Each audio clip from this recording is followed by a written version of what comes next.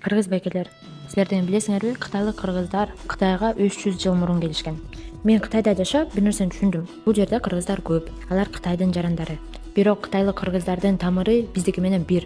Бир күнү атайлап изилдеп баштадым. Кыргыздар Кытайга 3 жолу чоң көчүп келишкен. Биринчисин Өркүн деп аташат. 1916-жылы биздин ата-бабаларыбыз Орус падышасынан качып, тоо ашуулардан ашып Кытайга кирип келишти. Алардын көбү жолдо өлүп калышкан. Аман калгандары ушул жерге жамынып, кайрадан жаңыдан турмуш кура башташты. Экинчисинин Чоң Өркүн деп аташат. 1930-жылдары дагы бир толкун, дагы азап, дагы өлүм. Үчүнчүсү 1700-1757 жылдарына чейин калмактарды басымынан улам Энисейдеги кыргыздар Жунгарияга, андан ары Манчжурияга, азыркы Кытайдын түндүк чыгышына көчүп кетишкен. Алардын бир бөлүгү Фуюо кыргыздары болуп жашайт. Хэйлунцзян провинциясында 1400 киши болот.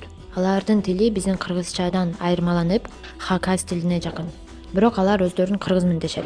Кыргыз байкелер, ушул адамдардын урпактары бүгүн Кытайда жашайт. Алар биздин бир бөлүгүбүз.